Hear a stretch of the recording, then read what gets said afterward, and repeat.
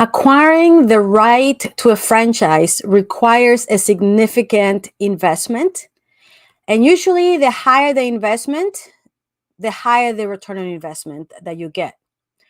But are franchisees investing the right amount in the right places so that they can ensure long term success? That, my friends, is the question for today's show. We are going to be sharing in this show what is a normal franchise investment and how I think it should be a little different than it normally is. So let's start first with the way normal franchise business investment looks like. And this is for someone that is going to become a brand new franchisee. This is what you're facing after you are selecting or have selected your the franchise that you believe is the best for you, and you have been accepted into that franchise organization.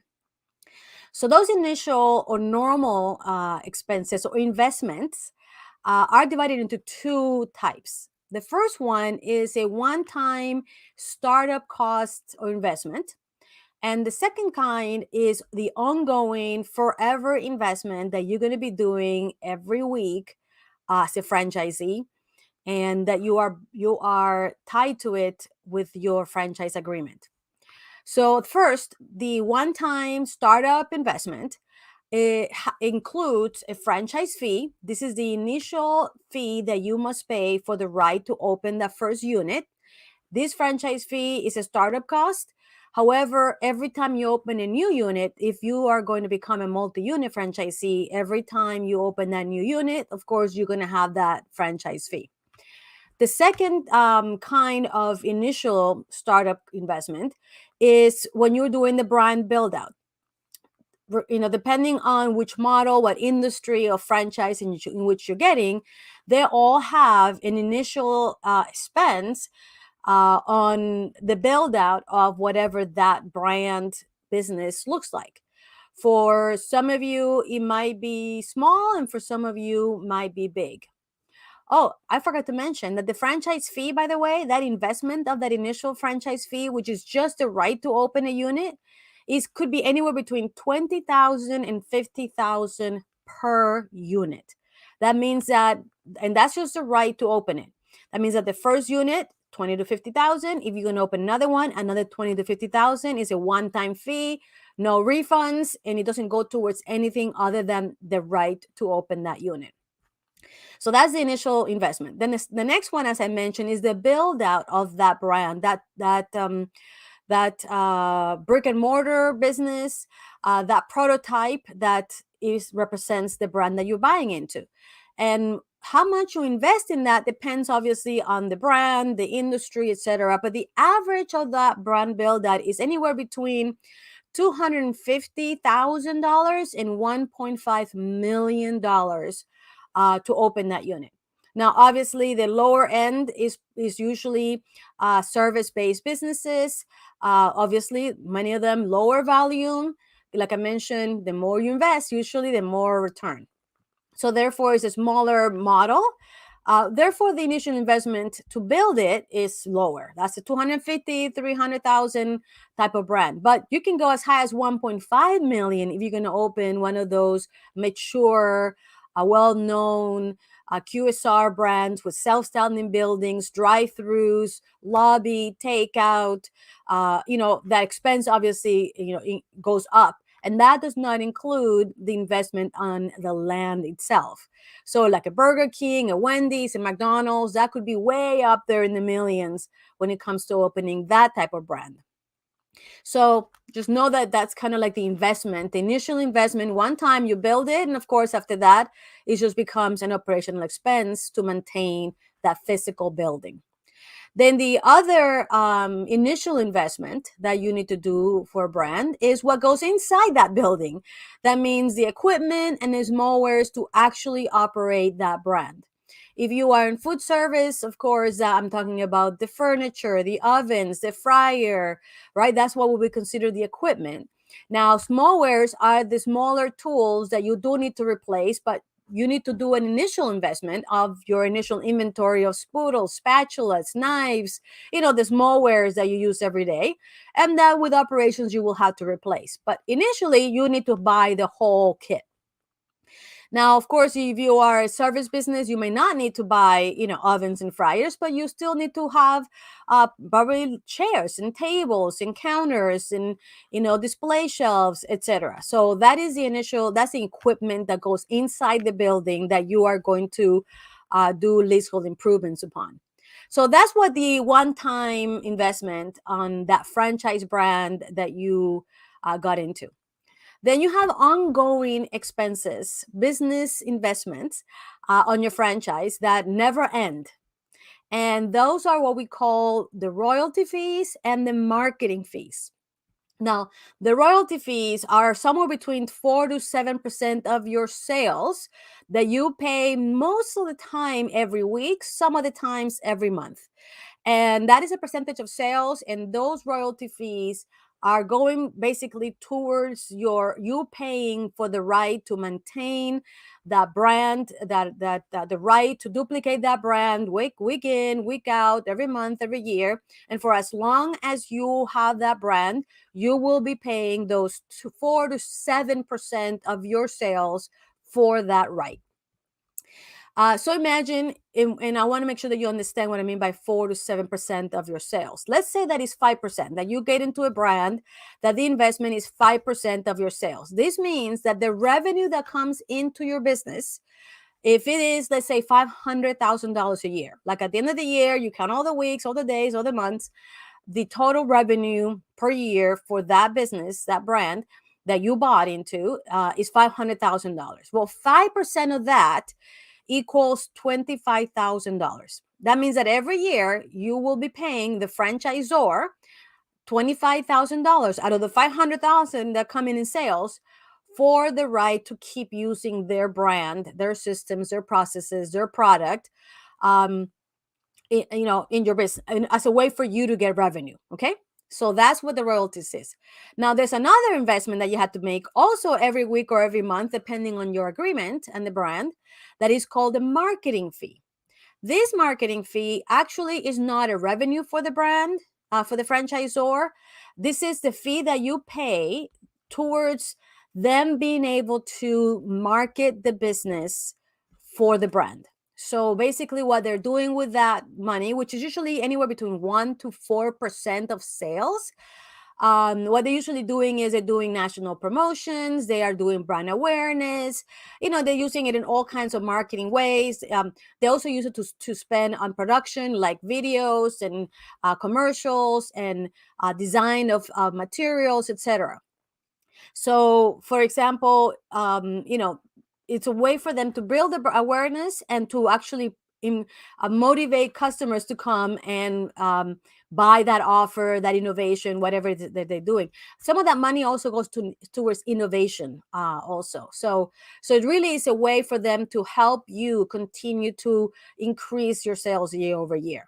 And so that is, again, part of your ongoing fees, and it is anywhere between 1 to 4%, as I mentioned. So let's go back to the example of $500,000 of annual sales that you get in this franchise that you buy. That means that, let's say it's 2% is the marketing fee. That means that you're paying an additional $10,000 a year to this franchisor for them to then do that marketing to hopefully increase the sales in your business year over year. So, and that is something that I want you to know, that it is a percentage of sales, not profit.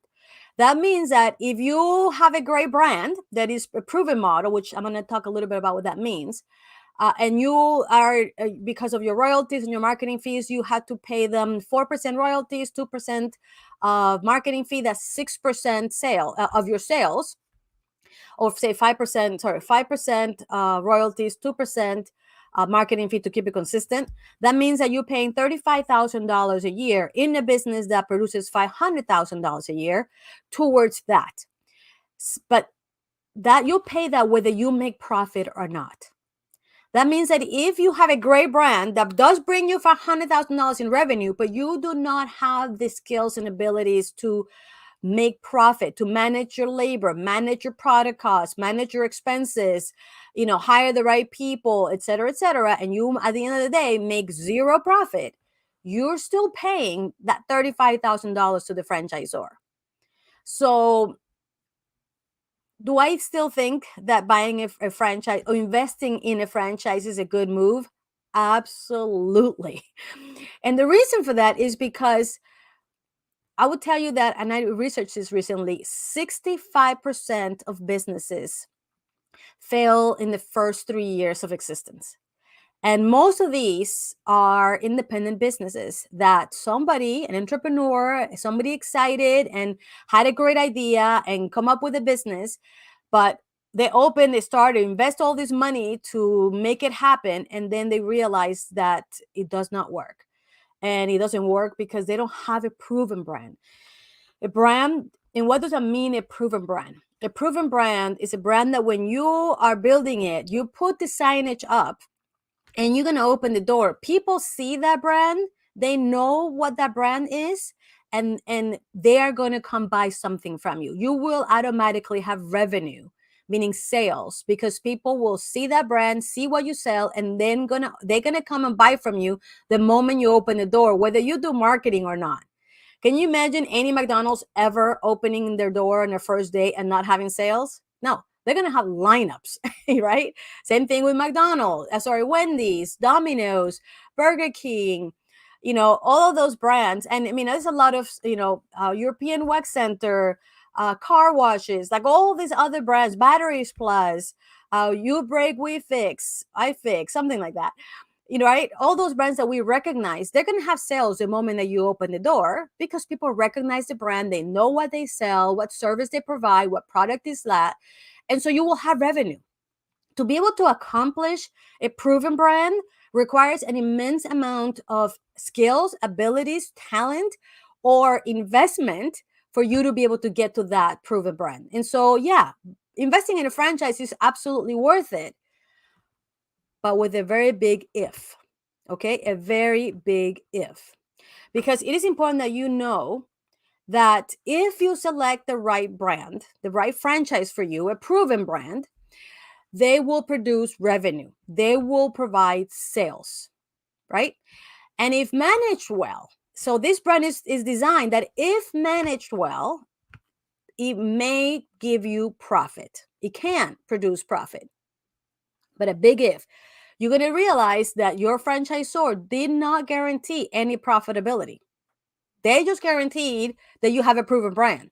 And you have to trust. And they gave you some average numbers that they may or may not happen. But there's a very big caveat saying, a disclaimer. We do not guarantee that these numbers are going to be duplicated in your business because they have no way of controlling how you manage it.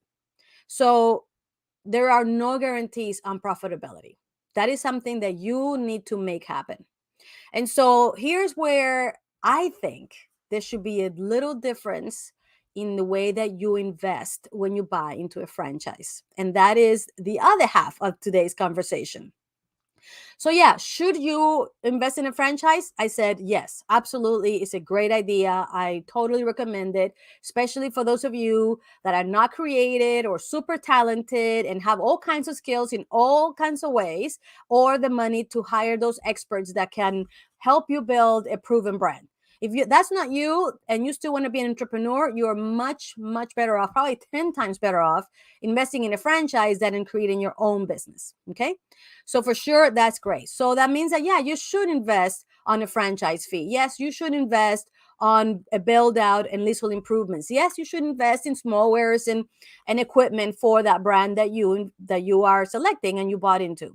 And yeah, of course, you should invest in the ongoing expenses of royalties and marketing fees, because this is what you need to pay for the rights to use somebody else's great, amazing idea that has been proven. But here is where the other investments that I think that you should make that a lot of franchisees don't. And that is why they sometimes struggle many struggle and some of them fail. I mean, have you seen closed McDonald's? Yes. Have you seen closed Burger Kings? Yes. Have you seen closed Dairy Queens? Yes. I mean, big boy brands, mature brands do end up closing. And a lot of the times it's because those franchise owners didn't have these a little extra investment to not only have the revenue, but to guarantee their profitability. And that is what the key is. So you should invest in all the things that we talked about, plus you, if especially this plus is if you never have managed a business, you have never been an entrepreneur, and you don't know what it's like to do that. So this is the plus, very very strong plus for you. Then if that's the case, you should do an additional one-time investment. And that one-time investment is an investment on leadership and business management education. And I'm not talking about, going to college for a 4-year degree, because if let's say that you go to get a 4-year degree in business management, what they're going to do is they're going to teach you for 4 years a lot of theory, a lot of general information about business, because you're getting a 4-year business degree about business in general, which could be on trains, airplanes, hotels, restaurant. I mean, literally, it is not specific to a particular industry or small business. So I would not recommend a college like that, but definitely somewhere, a place that can give you the business management education you need about how to run a small business. Very specific. And here is the investment.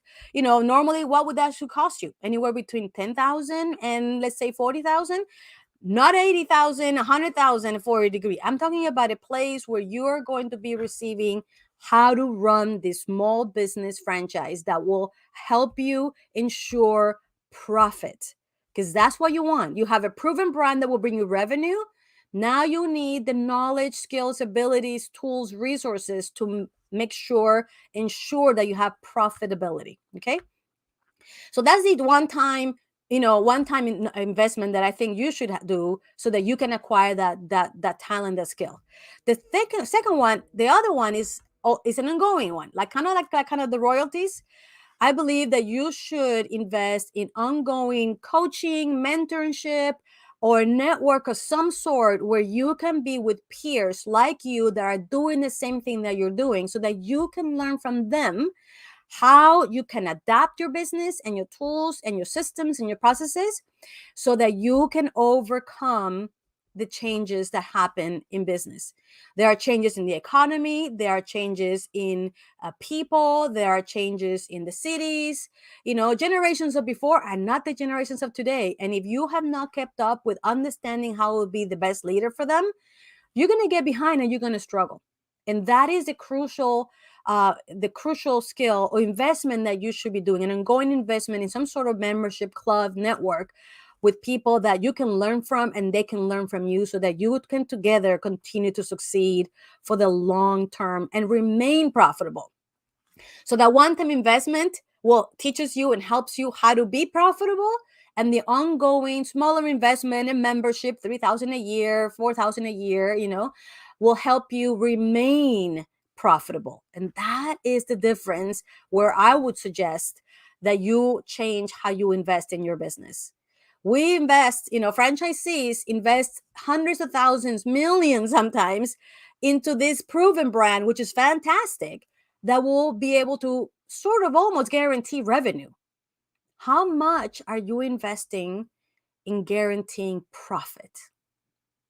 That's a great question, isn't it? And especially if you did not have those skills before you acquire your franchise, you are missing a big, important part of what you should be investing in your business. So that is my the show for today. And of course, I couldn't close without saying that here at the American Franchise Academy, we're one of those places where you can get your leadership and business management knowledge. We have a program called the Command Program, and in that program is a 11-month program where we teach you and give you all the knowledge, all the tools, all the resources and support, so that you can be a successful, profitable franchisee that is scaling into multi-unit, so that you can then multiply your success and achieve your time and financial freedom. That's what the Command Program is. So I would like to offer for you to explore if this is something that you might want to consider to invest in. If that is the case, we have an upcoming information session free of charge. We're going to be spending some time together where we're going to be sharing with you what the program is, what is included, how we deliver it, how much is that investment, and to see if this is something that you would like to check it out and see if it's the investment that you've been missing to help you reach that profitability that you want and deserve. If that's the case, I'd like to invite you to register to multiunitsuccess.com. By the way, we have this information session one time a quarter, every 3 months. We have one upcoming, I'm sure. And in there, it's like I said, it's just for you to learn what it is that we teach and show you and help you be profitable.